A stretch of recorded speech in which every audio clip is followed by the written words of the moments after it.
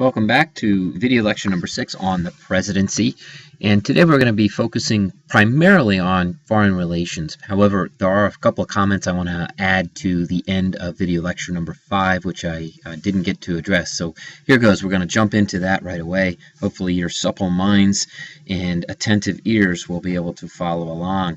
So we were talking about the creation of the Bureau of the Budget in 1921 that gave presidents a new tool to shape both their budget request of Congress and also policies. And this is something that presidents do every year. They submit a budget. That budget also contains implied and or explicit policy goals. So Congress naturally then reviews the budget request and either accepts it, or there is a series of negotiations that go on between the White House and the Congress. And typically then there's a budget deal. As you remember, last fall in October, there was no budget deal, and that led then to the subsequent shutdown of the government. There was then an agreement to reopen the government and then an agreement on the budget for the upcoming year.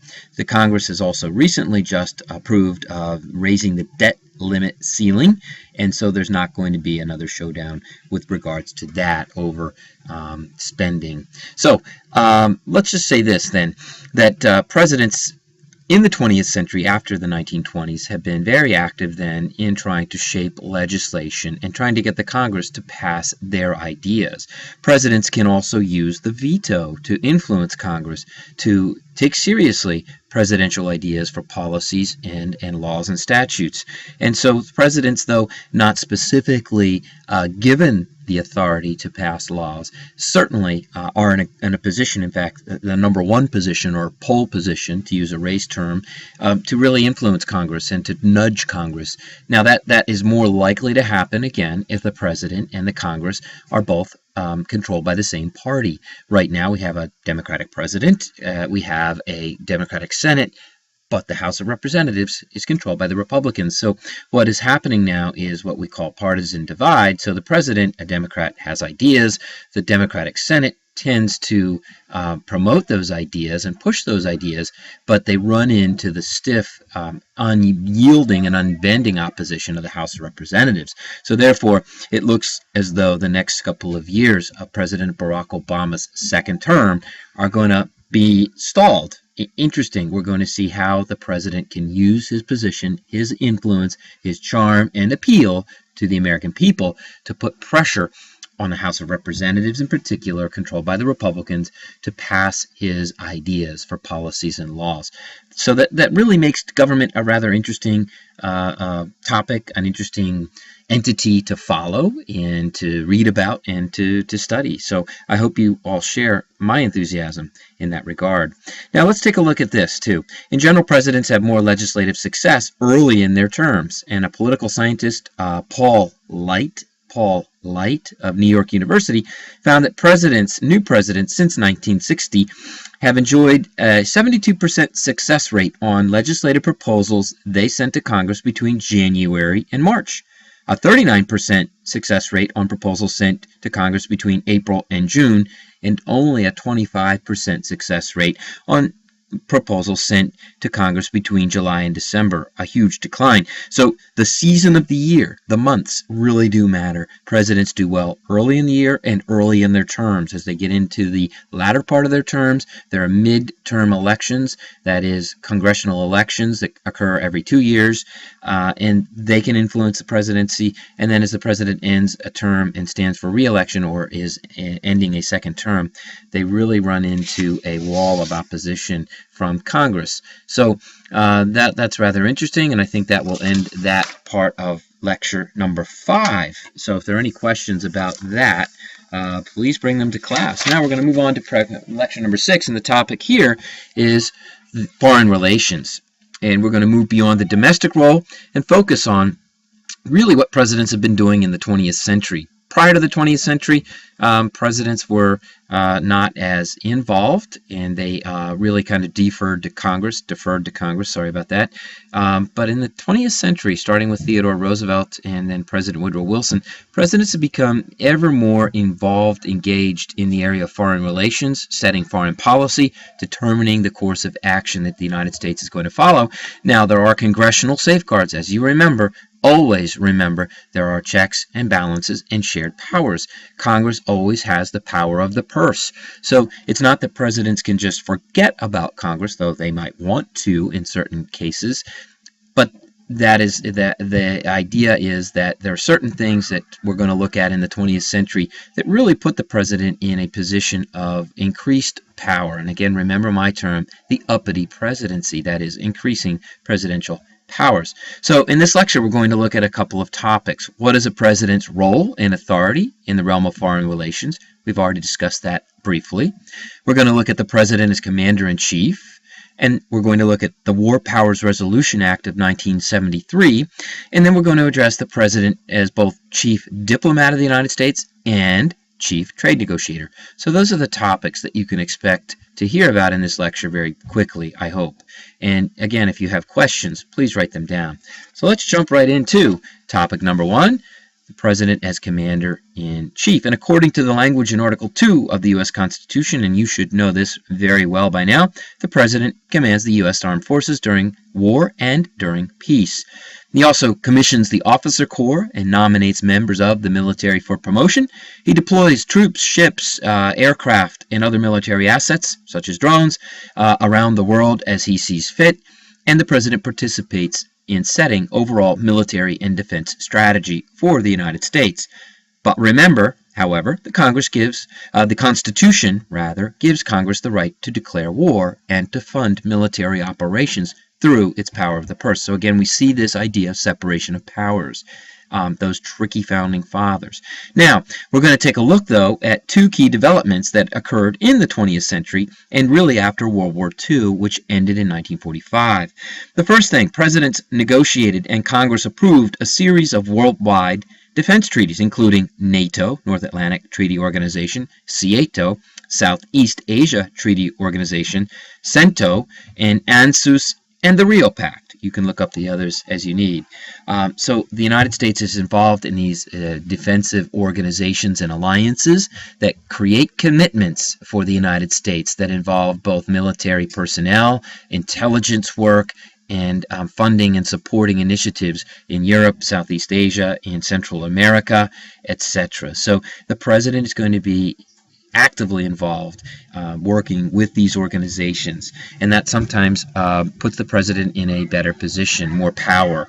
Secondly, the U.S. policy of containment of communism directed at the Soviet Union in the post-war World War II era put presidents in a position of leadership that required them to be able to act quickly and decisively in order to meet the challenges of our Soviet foe, or our supposed purported Soviet foe. Presidents were given wide latitude to act by Congress in many cases and by the public. People in times of danger and uncertainty look for leadership, and we've already said that the United States and the American people really tend to look to the president. How many people are looking to the Speaker of the House or the Senate Majority Leader for that leadership when we talk about defense, military issues, attacks on the United States and our national interests? That's just not the case. We look to the president. So the Cold War really kind of created this new role for the president, and presidents were quick to take up that added power, if you will. And again, that's the uppity presidency.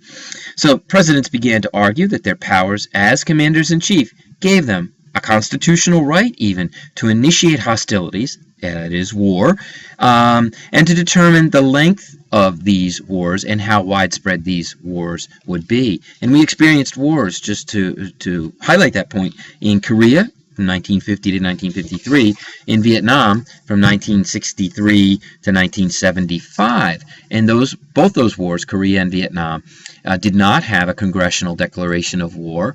They were the actions of presidents, both Truman and Kennedy and or Johnson. So, however, we're going to see this. the War Powers Resolution Act of 1973. So in response to the increased U.S. involvement in foreign nations and in foreign conflicts, Congress began to have concerns that presidents had too much power, too much authority. And so in 1973, over President Nixon's veto, so that's rather interesting, Congress passed the War Powers Resolution. And that required that a president really consult with Congress on the use of force and the withdrawal of U.S. forces should Congress not approve.